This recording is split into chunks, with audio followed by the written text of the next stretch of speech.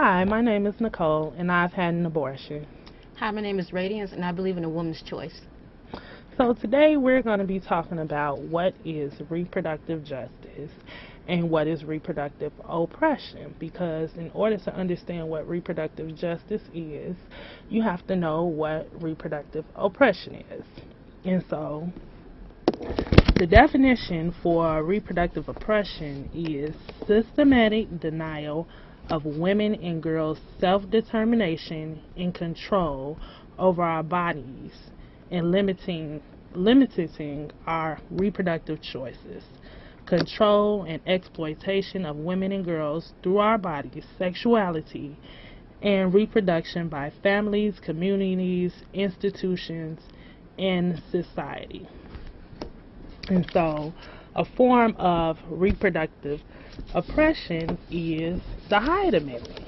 And so the Hyde Amendment is still a law that it's a legislative provision barring the use of certain federal funds to pay for abortion.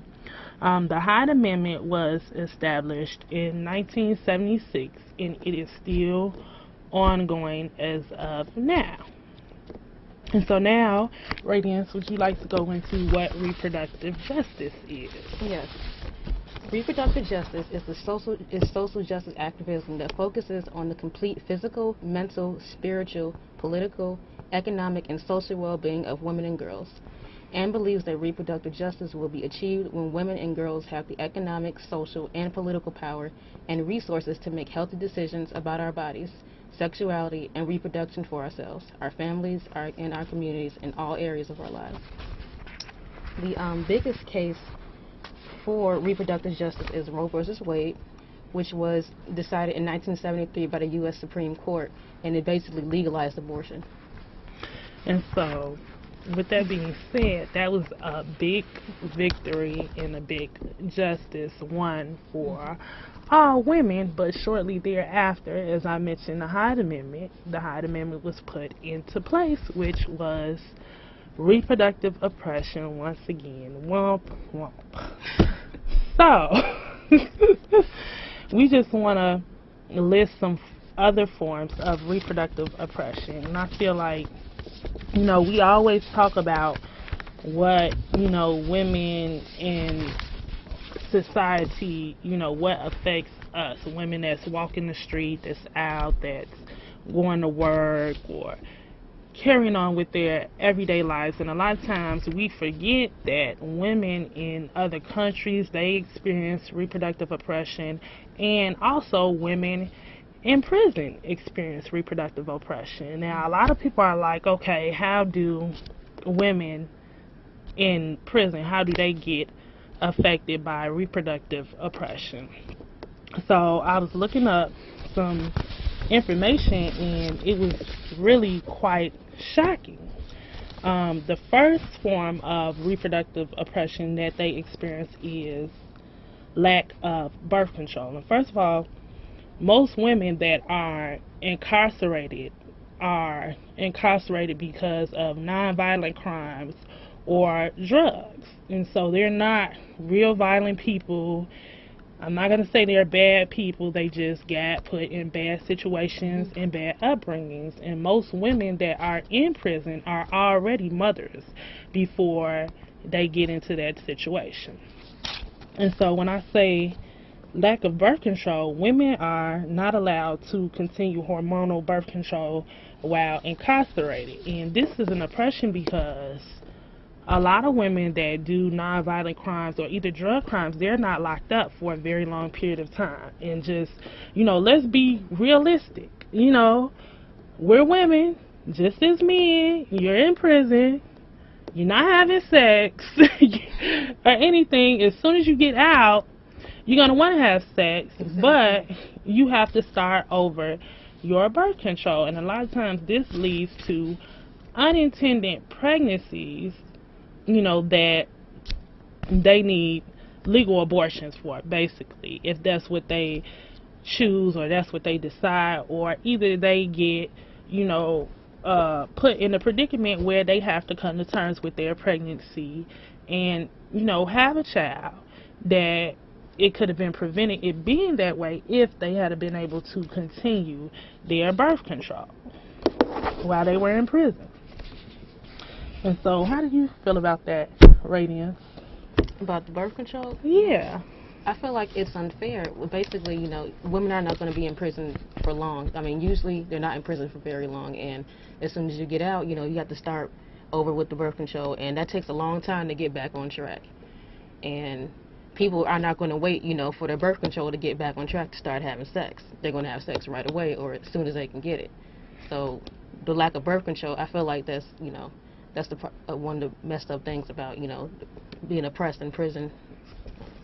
And so another thing that they experience is some women, they come into prison and they're pregnant. So they have poor nutrition in prison. I mean, there's no fresh fruits, no fresh vegetables. Meat is being replaced by cheap soy products. And this diet is not healthy for any adult, let alone a woman that is pregnant. And this just reminds me of, this is one of the situations that basically affects women in prison and out of prison, because in my neighborhood that I live in, and a lot of other people live in too, low-income neighborhoods. They're food deserts, basically. People don't have access to, you know, nutritional food, and even though people might get, you know, government assistance to get food, they can't really afford to leave their neighborhoods and get the food they need to survive or have, you know, productive and healthy lives. And so that's just, you know, really... caller. Looks like we have a caller. Go ahead, caller. Good evening, young ladies. I had a quick question. It's just sort of a double-edged sword on birth control. Now, from what I remember in school, it was that how birth control pills work. Was that when women take birth control pills, is it true that the body becomes artificially pregnated, and then once they stop, the body wants to be pregnated again, and as soon as they start having sex, the body will instantly become pregnant once they, you know, go through the, you know, sexual functions. Well, thank you, caller, for your question. But, however, we are not medical or health professionals, so we cannot, you know, really get in depth and answer that question. But to the best of my ability, as I know that I don't think that is the situation, that the body wants to become pregnant again. It's just a process of, you know, the eggs not being released, from what I know. But then again, I'm not a medical professional or a health professional, so that's just, you know, what I can come up with from what I know or been told. So, back to the subject at hand. So also, you know, women in prison, they have lack of support while in labor. There is an organization called the Prison Birth Project, and it is a doula program providing pregnant inmates with childbirth education and supporting them through their labor and delivery. But these women don't have access to the support networks that other laboring women have. While in labor, women, you know, they want to be comforted, they want to be supported, you know, but these women are not able to bring partners or friends, you know, and the hospital staff is, you know, not the supportive, not offering the support that is needed, the emotional support, you know, and they're just focused on the medical support. So this is an issue in reproductive, you know, oppression. And then also that leads to, you know, women in prison not having access to abortion. You know, women who are in prison, they lose their right to have an abortion, basically. And, you know, it's the Prison Birth Project, they also, you know, assist women with that also. But it is difficult for women in prison to obtain these abortions because in order to undergo any medical procedure, it must be signed off by an official in the prison. And so what if you are in a prison where the official does not believe in a woman's choice and they're anti-choice, and they just believe that abortion is right out wrong, they don't want to have anything to do with it, then that woman's choice is taken away and it's not hers. And even if they do get signed off, then it's like a process. How long does it take this person to get to their paperwork and sign off on it? And it might be too late by then. Exactly. They can wait till the woman is past, the point of terminating.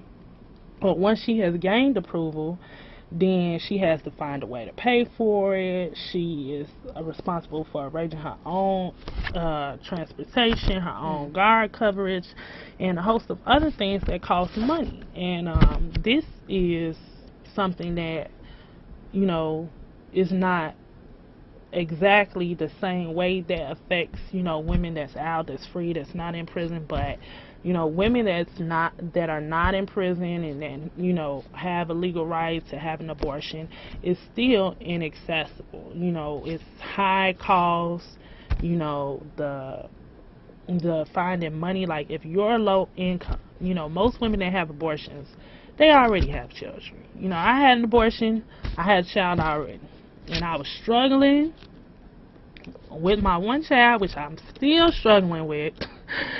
But I knew that was the decision that I needed to make that was right for me. But I was working a job that was minimum wage, 40 hours a week, paying rent, paying phone bill, paying child care, and I had to figure out how I was going to fit to pay for an abortion into all those other bills. So for a lot of women, abortion is a choice between paying rent and getting that procedure. And so, how do you think that reproductive oppression affects you, Reagan?